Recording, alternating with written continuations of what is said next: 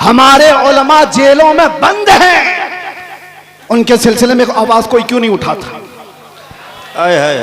बरेली शरीफ खानदान आला हजरत तौकीर रजा साहब आज तक अंदर हैं, और कमर गनी उस्मानी साहब 4 साल से अंदर हैं। किसी को डर लगता है तो अलग बात है कि इनके नाम ले लिए, उनके नाम ले लिए, हमारे लिए मामलात ना आ जाए। तुफ है तुम्हारी ऐसी सोच पर। उम्मत मुस्तफा का वो हिस्सा है या नहीं, टुकड़ा है या नहीं? मेरे आका फरमाते हैं मसलुल मुमिनी का मसली जसदिन इज़ा इश्तका अदुन तुदअ लहु साइरुल जसद बिस्सहरी वल हम्मा। मोमिन की मिसाल ऐसी है कि जैसे एक जिस्म के कई आज़ा, एक जिस्म के कई आज़ा, अगर बुखार आए तो हाथ में भी तकलीफ होगी, पैर में भी तकलीफ होगी, सर में भी दर्द होगा। मोमिन की मिसाल ऐसी है कि एक मोमिन को दर्द होगा तो सारे मोमिनों को दर्द होना चाहिए। बेशक सारे मोमिनों को दर्द होना चाहिए। मदरसे वाले, तंजीमों वाले, खानकाहों वाले ये सोच के बैठे हो कि अभी हमारी खानका पे थोड़ी ना कोई मसला आया है, वो जाता है तो जाए। अगर तुम्हारी ऐसी सोच है तो इंतजार करो, कल आपकी बारी है, कल आपकी बारी है। कितना बचना चाहोगे? जो सेक्युलर बन बन करके अपने आप को छुपाते थे, आज उनकी हालत ऐसी है, आज हालत ऐसी है, धोबी का कुत्ता, न घर का न घाट का। न वो इनके हो पाए न सुन्नियों के हो पाए। इसीलिए मुसलमानों, आज जो जरूरत है तुम्हारे अंदर, बाकी मैं किसी और को बेदार करने नहीं आया। बड़े बड़े लोग मौजूद हैं, बड़े बड़े लोग हैं, नौजवान जो मुझे सुनते हैं, उनसे अब एक ही बात कहता हूं, अब शायद तुम ढूंढते रह जाओ, दूसरा अरशदुल कादरी मिलेगा नहीं। वाह वाह, जो तुम्हारी क़ियादत करे। अरे हमें नहीं मिलता, तुम्हें क्या मिलेगा? सुभान अल्लाह। दर्द है इसलिए बोल रहा हूं, दर्द है कि इन मामलात में, उम्मत के मामलात में, जो अपने घर से निकल करके हर जगह जाता था, वो कौन है आज? कौन है? मदारिस इस्लामिया पर कुछ आंच आए तो कोई बात करने वाला? सुभान अल्लाह।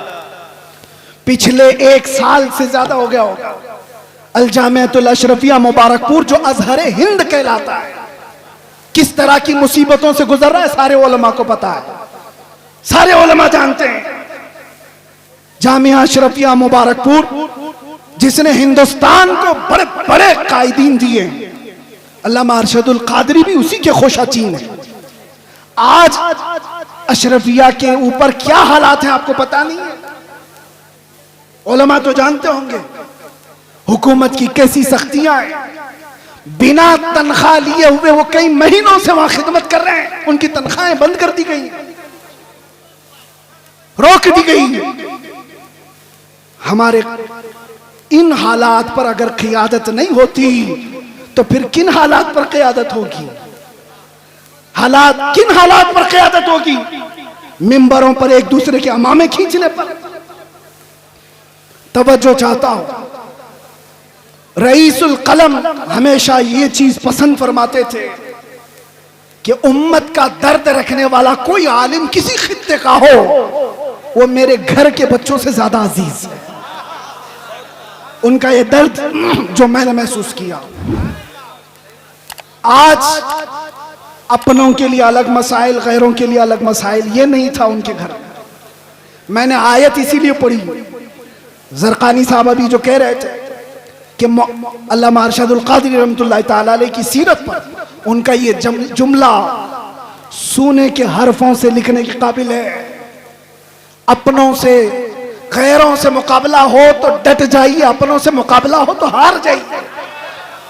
यह जुमला आसान नहीं है, प्रैक्टिकल बहुत मुश्किल है, और यही कुरान का मफहूम है। अशिद्दाउ अलल कुफ्फारि रुहमाउ बैनहुम। सहाबा की यही सिफत थी, वो सख्त थे तो गैरों के लिए, और आपस में नरम दिल थे। ऐसे नरम दिल, ऐसे रहम दिल थे। सख्ती उन लोगों पर करनी चाहिए थी जो मेरे नबी की शान में भौंकते हैं, ना ये कि मुसलमानों के लिए। जब से ये चीजें हमारे अंदर बदल गई, तो हमारे हालात भी ऐसे तितर बितर हो गए। आज देखो कोई भी आकर के, एक छोटा सा लीडर भी मुसलमानों की छोटी सी टुकड़ी को काट के लेके चला जाता है। हर जगह यही हालात है, हर जगह यही हालात है। मुझे किस मसले पर बात करूं ये समझ में नहीं आता। मुसलमानों के जो मामलात हैं, नशा इतना ज्यादा आम है कि इनके नशाखोरी पर बात करें, जिना बढ़ता जा रहा है इस पर बात करें, औरतों की बेहयाई उरूज पर आ गई इस पर बात करें, एजुकेशन में इतने पीछे हो गए इस पर बात करें। समझ में नहीं आता, हजार मसाइल है हमारे, किन मसाइल पर बात करें। आखिर में जाकर के हमारा जो दर्द है वो इस नुक्ते पर पहुंचता है। इनको एक एक मसले का इलाज करते रहोगे, जिंदगी तमाम हो जाएगी, बीमारियां बढ़ती चली जाएंगी। बीमारियां बहुत हैं लेकिन इलाज एक ही है। उम्मते मुस्तफा का इलाज एक ही है, वो इलाज का नाम है कि मोहम्मद से वफा तूने तो हम तेरे हैं। वो एक ही इलाज। आज उम्मत को उन कदमों से जोड़ने की जरूरत है। जब जब हलकों की बात होती है, जब जब अपने अपने खास जमात की बात होती है तो उम्मत बार बार झगड़े करती है। जमात से मुराद मैं अहले सुन्नत की बात नहीं कर रहा हूं, सिर्फ पीरों के अपने हलकों की बात। ये पीर का मुरीद उससे नहीं मिल सकता, वो पीर का मुरीद इससे नहीं मिल सकता, इनसे सलाम उसका नहीं, उसका सलाम इससे नहीं। इस मिंबर पर आज देखें आप उलमा इकराम, मेरा हुस्न ज़न ये कहता है, ज़रक़ानी साहब इसकी तायद करें, अरशदुल कादरी रहमतुल्लाह अलैह के उर्स में यहां किसी एक पीर का मुरीद आलिम नहीं बैठा है, सिर्फ अरशदुल कादरी रहमतुल्लाह अलैह के मुरीदीन नहीं है, सारे सिलसिले के जमा हुए। इसलिए जमा हुए हैं कि उन्होंने अरशदुल कादरी रहमतुल्लाह ताला अलैह की सीरत को देखा है कि यहां पर छांटा नहीं जाता, यहां पर जमा किया जाता, इसलिए जमा हुए। बाकी तो डर लगता है। इनके भी स्टेज खास हैं, सबके हमें पता है, मैं खुलकर बोल रहा हूं। सब खतीबों के, सब शायरों के स्टेज खास है। इस स्टेज वाला उस स्टेज पे नहीं जाएगा। है सुन्नी, उनके बटे हुए हैं। लेकिन मेरे अजीजों, अल्लामा अरशदुल कादिरी रहमतुल्लाह ताला अलैह के जमाने में भी और उनकी हयात के बाद भी आज ये मिंबर गोना गो खुसूसियात के साथ जो जमा है, काश उम्मत के तमाम सुन्नी उलमा का इत्तिहाद और क़ियादत जिंदा हो जाए। मेरा विजदान कहता है पूरा हिंदुस्तान तो छोड़ो, जमशेदपुर के सुन्नी इकट्ठा हो जाए, हिंदुस्तान को हिलाने के लिए काफी हो जाए। जिंदाबाद जिंदाबाद क्या समझते हो? जिंदाबाद, नारे तकबीर, नारे रिसालत, उर्से हुजूर कायदे अहले सुन्नत हजरत अल्लामा मुफ्ती सलमान अजहरी साहब किबला, नारे तकबीर, नारे रिसालत। मैंने सुना था मिंबर पर, हो सकता है कि बहुत ज्यादा भीड़ भाड़ की वजह से नज़्म नस्ख खराब हुआ हो। ज़रक़ानी साहब यहाँ पर बहुत सारे उसूल रखते हैं, उन उसूलों में ये भी मैं अर्ज किए देता हूँ कि जिसका उर्स हो रहा है उसी का नारा लगाए, यहाँ जो खड़ा है उसका नारा ना लगाए। होना ये चाहिए, हमारे मरने के बाद फिर लगाए। यहीं से तो शख्सियत परस्तियां शुरू हो रही। मुझे कम लक़ब दिया, मुझे छोटे नाम से बुलाया, पोस्टर में मेरा नाम वहां चिपकाया है। इन्हीं मामलात में तो है। मैं कितने लोगों को जानता हूं छोटे नाम की वजह से और पोस्टर में इधर उधर हो जाने की वजह से उनकी बरहमी आसमान पर है, और कोई सालों से जेल में सड़ रहा है, एक बार माथे पे शिकन नहीं आई। दर्द अगर तुम्हारी अपनी इज्जतों का है तो तुम्हारी इज्जतें नीलाम हो जाएंगी, और दर्द अगर उम्मत का है हर दिन तुम्हारी इज्जत बढ़ाई जाएगी, हर दिन इज्जत बढ़ाई जाएगी। इसीलिए मेरे अजीजों, आज बात करते हैं नामों से रिसालत के उस अहम मसले पर। अल्लामा अरशदुल कादिरी रहमतुल्लाह ताला अलैह की जिंदगी उसके लिए शाहिद अदल है। आपके मुतालिक सबको मालूम होगा ना, सबको मालूम है अल्लामा अरशदुल कादरी बहुत बड़े मुनाजिर थे। मुनाजिर का मतलब भी आपकी जनरेशन समझना मुश्किल है। डिबेट में ऐसे माहिर थे कि सामने वाले को चित कर देते। लेकिन ये मुनाजरे किसके लिए होते थे? घूम फिर करके आप हिस्ट्री निकालेंगे, अल्लामा अरशदुल कादरी के सारे मुनाजरे इस बात पर थे कि कहीं से अगर थोड़ी सी बदबू भी आई कि मेरे नबी की शान में गुस्ताखी हो रही है, अज़मत रिसालत पर पहरा देना है, नामों से रिसालत की हिफाजत है। मुनाजरे इसलिए नहीं होते कि चमक जाएं, मुनाजरे इसलिए नहीं होते कि अपने नाम रोशन कर लें, मुनाजरे अज़मत रिसालत के दिफा के लिए हुआ करते थे।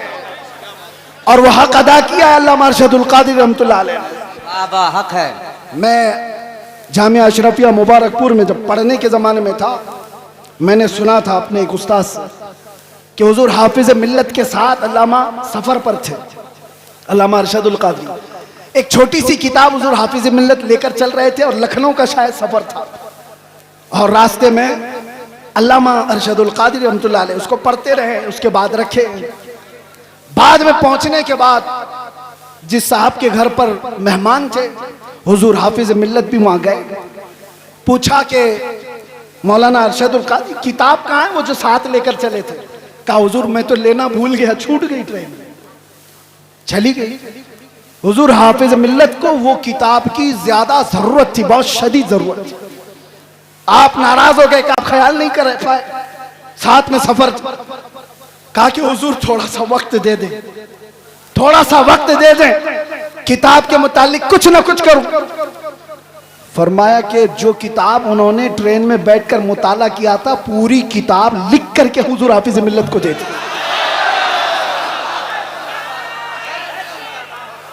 हो सकता है कुछ जुमले इधर उधर, माशाअल्लाह। कहा गजब की जहानत। अब यहां रुक करके भी मैं एक बात बताता हूं, कचरे लोगों के दिमाग इतने नहीं चलते। इश्क रसूल हो तो जहानत आसमान पर होती है। आला हजरत की जहानत को कोई पहुंच पाएगा?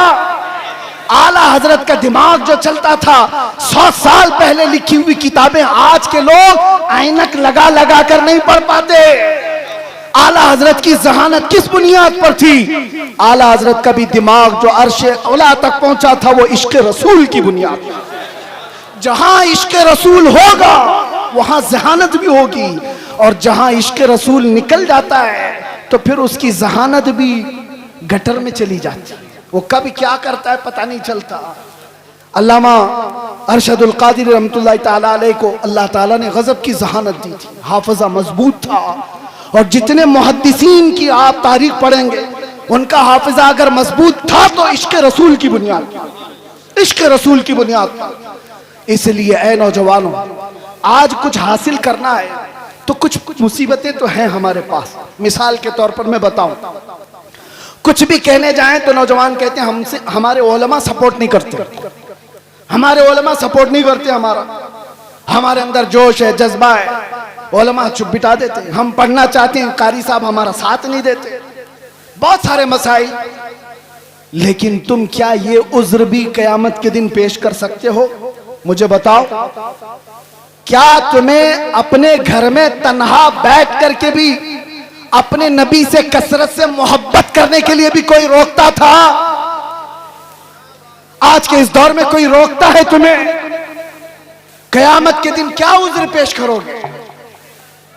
छोड़ो इनके मामलात। उलमा नहीं सपोर्ट करते, कायदीन नहीं आते, ये तो अवाम की बातें तो छोड़े, सोशल मीडिया पर जो नौजवान उलमा की तहरीरें भरमार पड़ी रहती है, वो पता नहीं किसको किसको कोस रहे होते हैं।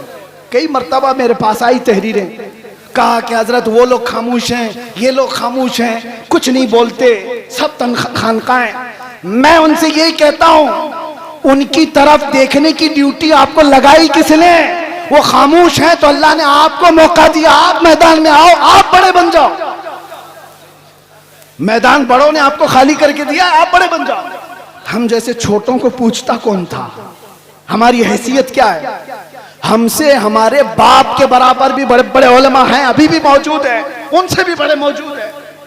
मेरे अजीजों, एक दर्द लेकर के मैदान में क्या उतरा। मैंने एक बार ही मुस्तफ़ा करीम सल्लल्लाहु अलैहि वसल्लम की नामूस के मुतालिक अपने जज्बात का इजहार किया था और फिर उसका असर देखा। 50 लोगों में बैठकर की हुई बात थी, रब्बे जुल जलाल ने पूरी दुनिया के चप्पे चप्पे में पहुंचाया। आज हमें हर एक की नजर के सामने बिठाया। सबके सामने हमारी जो इज्जतें हैं वो इसलिए नहीं है कि मैं बहुत बड़ा तुर्रम का हूं, बहुत बड़े बादशाह का बेटा हूं या कोई सियासी नेता हूं। ये जो कुछ भी इज्जतें मिली हैं ये कदमे मुस्तफा की बरकत है। जब तक बिके न थे तो कोई पूछता न था।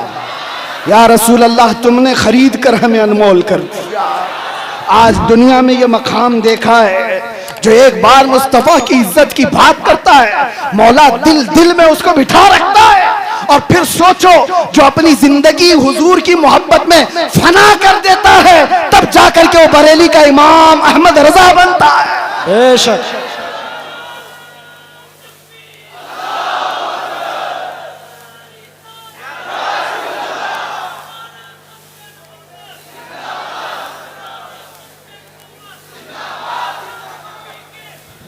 मैं दो चंद बातें बस आपकी सीरत से अख्ज करके, वैसे जो सुनाना था घर वाले ज्यादा बेहतर जानते हैं घर की बात।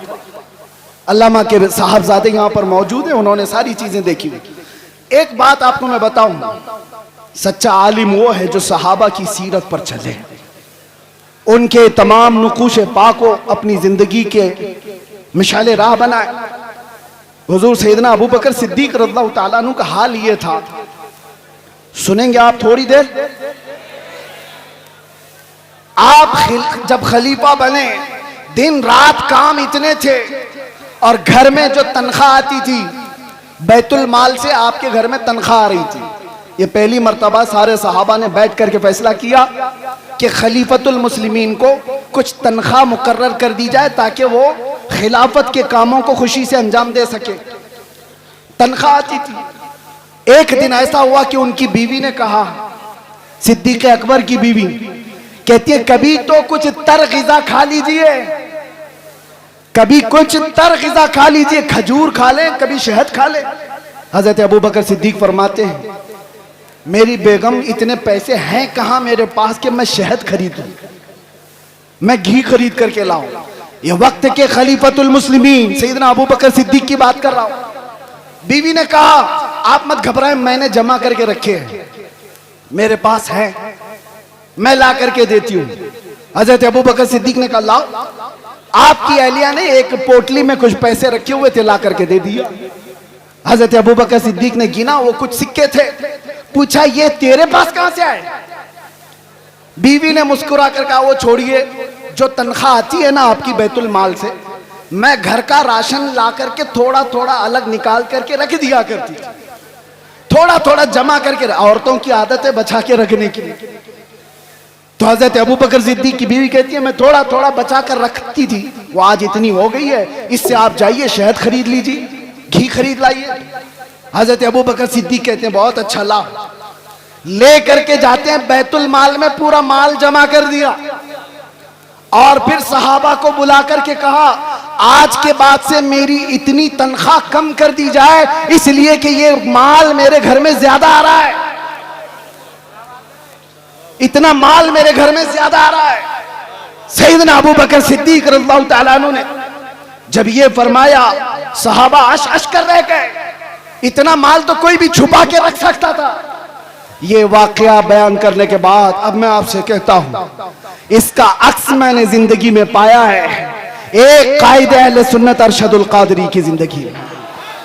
मेरे अजीजों, उनके बड़े साहबजादे यहाँ बैठे हुए गुलाम रब्बानी साहब फरमाते हैं, अल्लामा के घर में पोते की विलादत हुई थी, शायद यही पोते होंगे, कहां है?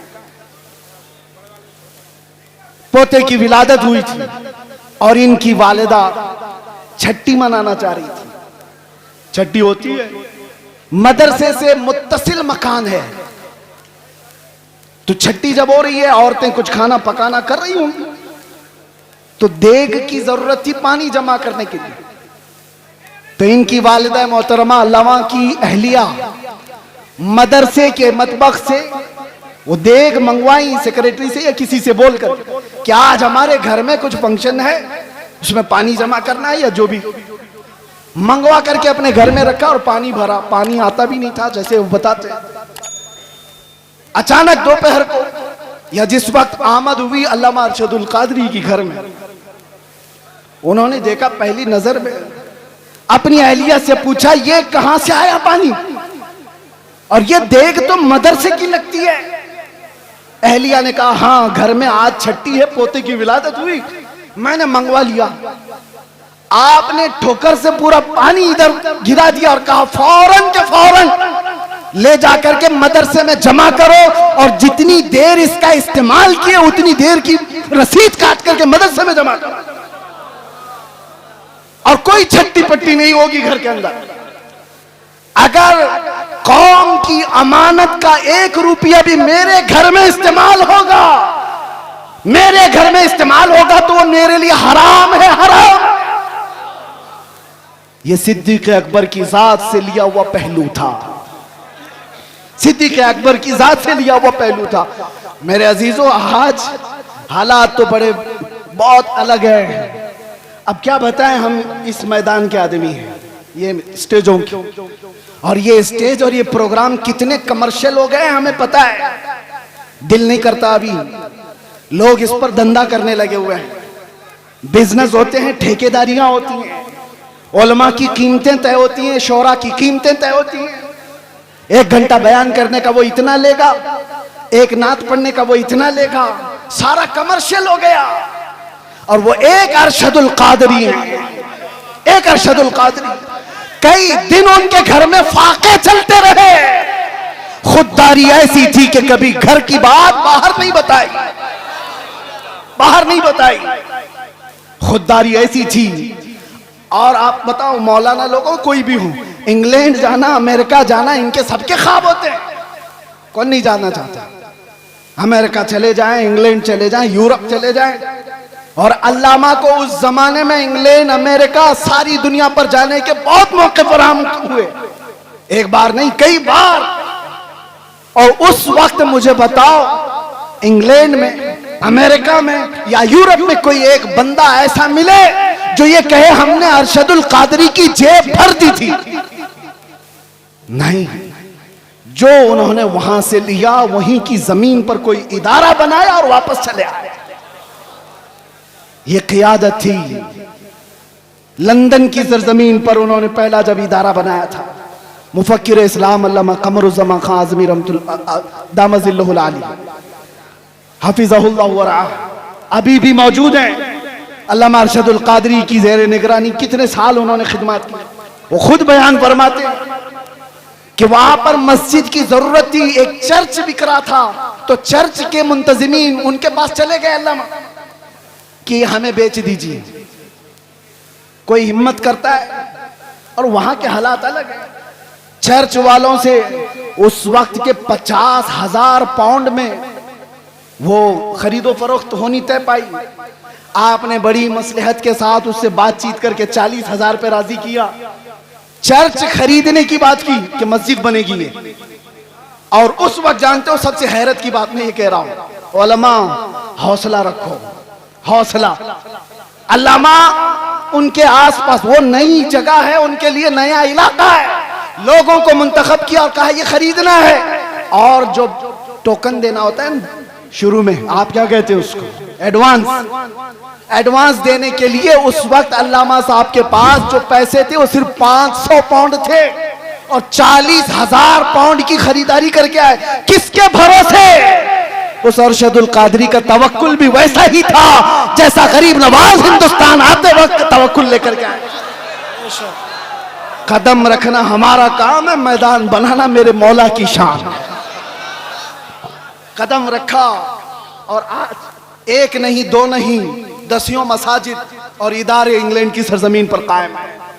वर्ल्ड इस्लामिक मिशन जो अल्लामा अरशदुल कादरी की बनाई हुई तंजीम थी, जो पूरी दुनिया में, अरे हम अजहर में तक देखा, हमने देखा जामे अजहर तक वो चले गए। सद्दाम यूनिवर्सिटी जब बन रही थी उसमें भी आपका बड़ा किरदार है। बगदाद गए, तेहरान गए, कितने ममालिक के सफर किए, और जब उनको अपने भोले भाले जवानों का दर्द सताता था कि ये तबलीगी जमात के चक्कर में पड़ जाएंगे, तो दावत इस्लामी का क़याम भी आपकी ईमा पर हुआ था। अल्लामा अरशदुल क़ादिरी रहमतुल्लाह तआला अलैह का।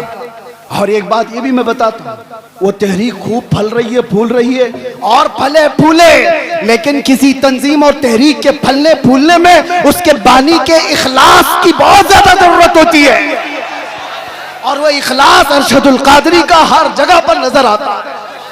हाफिज मिल्लत का इदारा यूं ही कायम नहीं है। सीमेंट और गारे की इमारतें बनाना बहुत आसान है, अशरफिया बनाना आसान नहीं है। क्यों? सिर्फ इमारतें बनाने का नाम आप मत समझ लें इदारे हैं। उसकी एक मिसाल मैं आपको बताऊं, काबा कितना है, कितने बाय कितना है, आप जाके नाप के देख लो। आज हिंदुस्तान में हो, कोई भी हो, एक छोटा सा मिडिल क्लास का आदमी भी अपने खर्चे से, जितने में उसका घर नहीं बनता, उससे कम खर्चे में काबा बना सकता है। 4 कोने बनाने, न कोई डिजाइन करना है, न खिड़कियां, न अंदर डेकोरेशन, बन तो जाएगा। इतने सदियों से कोई काबा क्यों नहीं बनाता? क्यों नहीं बनाता? आप समझो काबा सिर्फ ये 4 दीवारी और 4 कोने का नाम नहीं है। तुम बना तो लोगे, करोड़ों दिलों को खींचने की कशिश कहां से लाओ? ये कहां से आती है? ये इमारतों के बनाने में नहीं आती, वो मुखलिसीन की बरकत हुआ करती है। जामिया अशरफिया मुबारकपुर आज भी फल फूल रहा है, और एक दो नहीं, हजारों उलमा वहां से निकले। उसकी हर ईंट में पसीना नहीं, हाफिज मिल्लत का खुलूस लगा हुआ है। इसी तरह जिन तहरीकों पर अल्लामा अरशदुल क़ादिरी रहमतुल्लाह तआला अलैह की दुआएं रही, वो फल रही है, फूल रही है। इखलास जिसके अंदर लगा रहेगा, उसमें बरकत भी ज्यादा रहेगी, तादेर व कायम रहेगा। ये चंद बातें थी। अब एक और बात उलमा के सिलसिले में। अल्लामा रहमतुल्लाह तआला अलैह, उनके इस्लाह का तरीका देखा। उनको भी अपने जमाने में कुछ लोगों से शिकायतें थीं, तो उन्होंने स्टेज पर आकर के गाली गलौज करके इस्लाह नहीं की। उनको भी बहुत सारे लोगों से कई मसले हुए, लेकिन उनके खुतूत गवाह हैं कि उन्होंने दूसरे उलमा की इस्लाह कैसे की। उनके लिखे हुए खत आज भी गवाह हैं। जब उनको किसी की इस्लाह करनी होती तो क्या लबो लहजा इस्तेमाल करते थे। ये उम्मत का दर्द रखने वाला कह सकता है, उम्मत का दर्द रखने वाला। एक वाकया इस पर शाहिद अदल है। बकी बिन मुखल्लद एक बड़े मुहद्दिस हैं, अंदलुस के रहने वाले। इन्होंने तकरीबन 1300 सहाबा की हदीसें किताब में जमा की थी। मुस्नद बकी बिन मुखल्लद वो जाया हो गई। बकी बिन मुखल्लद का मैं एक बार आपको तस्करा सुना देता हूं, ताकि अब ये उलमा के लिए मसला है। इस जिम्मेदार स्टेज से मुझे एक पैगाम देना था। बकी बिन मुखल्लद को एक शौक था जिंदगी में, वो इमाम अहमद बिन हम्बल से मुलाकात का, उनसे हदीस सुनने का। तो अंदलुस से, स्पेन से चल करके निकले, पैदल चलते थे आप सफर में। तकरीबन 1.5 साल के बाद आप बगदाद पहुंचे। 1.5 साल सफर करके आए। कितने हजार किलोमीटर का सफर है अंदलुस से बगदाद। बगदाद आने के बाद पता चला कि इमाम अहमद बिन हम्बल को हुकूमत की पाबंदियां हैं, पुलिस का घेरा है, उनको बयान करने पर पाबंदी है। कभी ये वाकया पढ़ते हैं तो हम, जिसके ऊपर हुकूमत की सख्तियां होती हैं, वैसी कौम उसको दूर करने लगती है। उसके साथ ना बैठो, मेरे ऊपर भी केस हो जाएगा। बकी बिन मुखल्लद पूछते रहे, कोई बता नहीं रहा था। कुछ लोगों ने कहा, उन्होंने पूछा क्या कोई और मुहद्दिस हैं यहाँ पर जो हदीसें सुनाते हैं? कहा हाँ है ना। कहा कौन है? यहया बिन मुईन, वो भी पाए के मुहद्दिस थे। कहा बकी बिन मुखल्लद मैं जाता हूं, उनसे हदीस सुनता हूं। वो एक मस्जिद में बैठे हदीसें सुना रहे थे। कौन? यहया बिन मुईन। और जब हदीसें बयान करने के बाद उन्होंने सवालात पूछने के लिए मौका दिया, तो बकी बिन मुखल्लद ये खुद आगे बढ़ते हैं, कान में जाके पूछते हैं, तवज्जो, अब जो मेरे बयान करने का मकसद है। कान में जाकर यहया बिन मुईन से पूछते हैं, क्या आप इमाम अहमद बिन हम्बल को जानते हैं? क्योंकि सब लोग डर रहे थे उनका नाम लेते ही। हुकूमत की सख्ती है, पाबंदी है। अहमद बिन हम्बल के घर के अतराफ पहरा लगा हुआ है, कोई नाम भी नहीं लेता था। तो बकी बिन मुखल्लद ने कान में जाकर पूछा यहया बिन मईन से, क्या अहमद बिन हंबल को आप जानते हैं यहाँ इलाके में? आप जलाल में आ गए। वो ऐसा जलाल नहीं कि मेरे बराबर के आदमी के बारे में मुझसे क्यों पूछा, नहीं। कहा इधर आओ, कहां से आए हो? कहा अंदलुस से चल के आया हूं। कहा जो बात तुम पूछ रहे हो वो कान में पूछने की नहीं, मजमे आम में पूछो। अहमद बिन हंबल के बारे में कान में मत पूछो, पूरे मजमे में पूछो। कहा पूछो। उन्होंने बुलंद आवाज से पूछा, इमाम अहमद बिन हंबल के बारे में जानते हैं? यहया बिन मईन ने कहा बरजस्ता, हाँ मैं जानता हूं। इस वक्त वो रूए जमीन के सबसे अफजल तरीन आलिम है और मुझे उनकी फजीलत बयान करने में कोई दिक्कत नहीं है।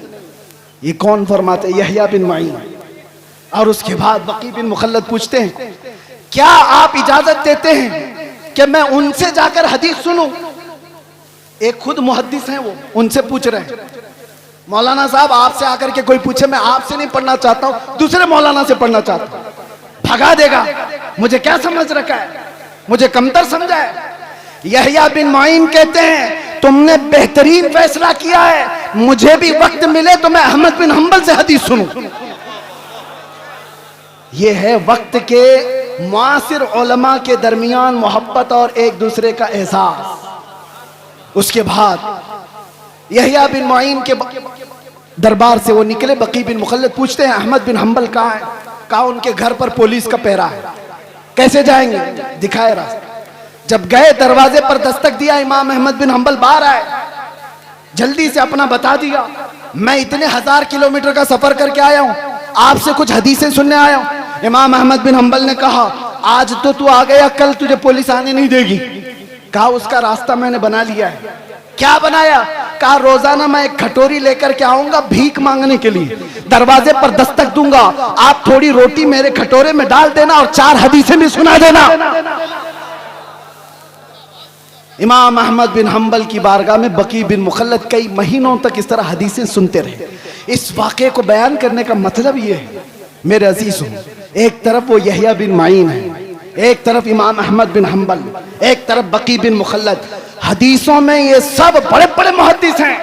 कोई किसी के अंदर ये एहसास नहीं है कि मैं इससे छोटा हो जाऊंगा, उससे बड़ा हो जाऊंगा। बकी बिन मुखल्लद चल करके हदीस सीखने आ रहे हैं।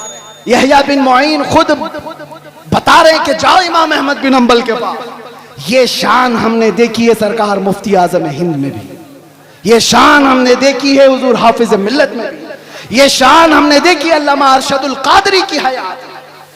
आज अगर नफसानियत से बाहर निकल आए तो आप में से कोई पीर साहब अगर ये कह दें तो बड़ी बात है आज के जमाने में कि जाए हमसे अफजल पीर हुआ है उनसे बैत कर लो, बहुत मुश्किल है। बहरहाल ये सब मसाइल छोड़ दें। नौजवानों तुम्हारे लिए सिर्फ एक बात है, आज जिस तरह ये खाली खाली नजर आ रहे हैं, उलमा के अपने मसाइल है, माशी मसाइल, हुकूमत की सख्तियाँ, और हम तो ठहरे ऐसी पागल कि आज पकड़े फिर कल पकड़े, पता नहीं क्या क्या हालात हों।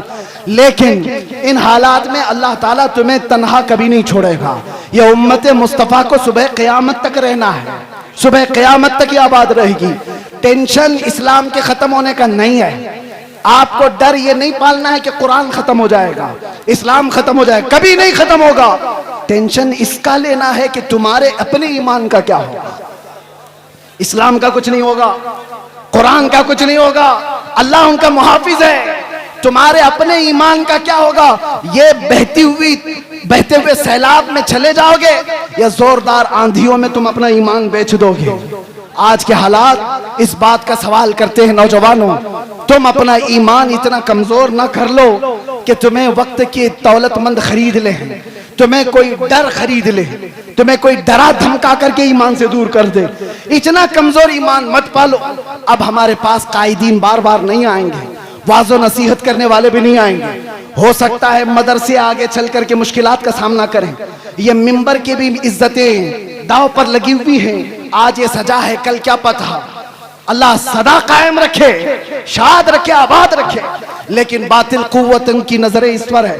इसलिए मैं आपसे कहता हूं, एक चीज है जो 100 साल पहले हमें इमाम अहमद रजा फाजिल बरेलवी दे करके गए थे और ये सुना कर गए थे, जिसके पास ये होगा उसे फिक्र नहीं होगी, डर नहीं होगा। आप सबको ईमान पे मरने की फिक्र है या नहीं? सबको ईमान पे, इस्लाम पे दुनिया से जाना है कि नहीं जाना है? लेकिन कैसे जाओगे? बड़े बड़े डरते हैं इस बात पर कि आखिरी वक्त कैसा आएगा। लेकिन आला हजरत बरेलवी वाले कहते हैं, एक बात याद रख लो, तुम्हारे लिए पक्का है कि इस्लाम के साथ जाओगे। वो क्या है? उन्हें जाना, उन्हें माना, न रखा गैर से काम, लिल्लाहिल हम्द मैं दुनिया से मुसलमान गया। लब्बैक या रसूल अल्लाह, लब्बैक या रसूल अल्लाह, लब्बैक या रसूल अल्लाह।